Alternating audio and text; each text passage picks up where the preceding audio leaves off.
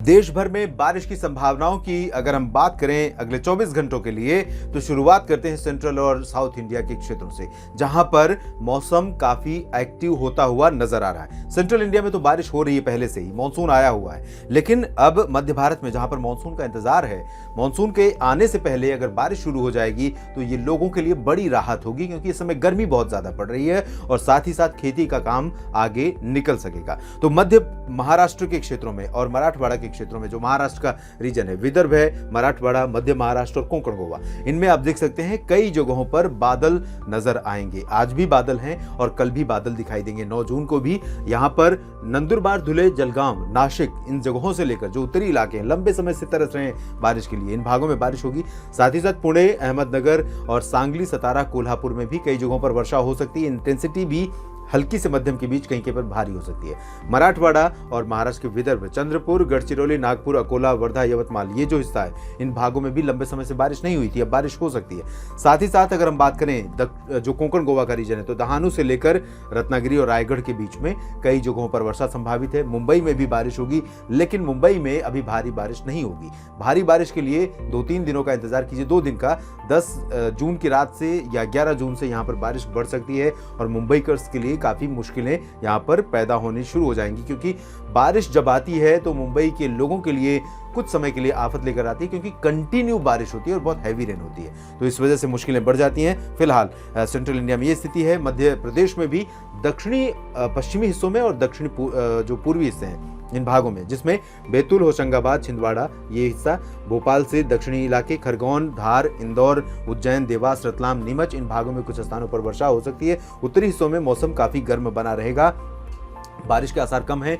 सागर, सतना, पन्ना, रीवा में भी थोड़े बहुत बादल आ सकते हैं, क्योंकि यहां से एक ट्रफ जा रही है नीचे की तरफ, तो इस ट्रफ के जो पूर्वी इलाके हैं, इन भागों में आर्द्र हवाएं पहुंच रही हैं, जिनसे कुछ बारिश की उम्मीदें आप कर सकते हैं धूल भरी आंधी के साथ। दक्षिणी छत्तीसगढ़, दक्षिण ओडिशा में भी बारिश हो सकती है और गुजरात में भी कई जगहों पर, अहमदाबाद, वडोदरा, गांधीनगर और सूरत, वलसाड़, नवसारी समेत दमन दीव, दादरा नगर हवेली, सौराष्ट्र में सोमनाथ, वेरावल, राजकोट, द्वारका, पोरबंदर, साथ ही साथ जामनगर, इन भागों में कुछ स्थानों पर वर्षा होने की संभावना है। अब दक्षिण की बात करते हैं, जहां पर मानसून आया हुआ है। इससे पहले गोवा में भी आप देखिए, गोवा में जबरदस्त बारिश की संभावना है।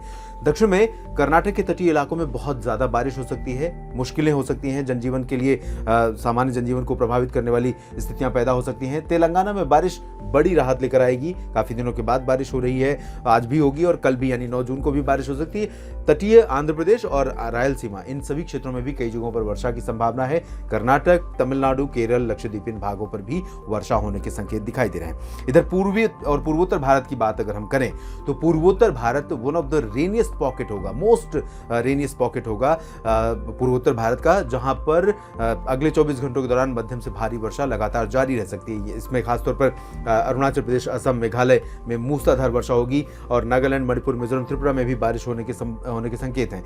बात उत्तरी और जो हिमालय, पश्चिम बंगाल है, बिहार है, इनकी करें, तो पूर्वोत्तर बिहार के क्षेत्रों में भागलपुर से लेकर दरभंगा के बीच में कई जगहों पर हल्की से मध्यम, कुछ स्थानों पर तेज वर्षा हो सकती है। जलपाईगुड़ी, सिलीगुड़ी, दार्जिलिंग और गैंगटोक समेत उप हिमालय, पश्चिम बंगाल, सिक्किम में भारी वर्षा के आसार हैं और पूर्वी झारखंड तथा बिहार के कुछ इलाकों में हल्की वर्षा हो सकती है। धीरे धीरे बारिश की गतिविधियां इन राज्यों में भी बढ़ेंगी और बिहार में मानसून दस्तक देगा।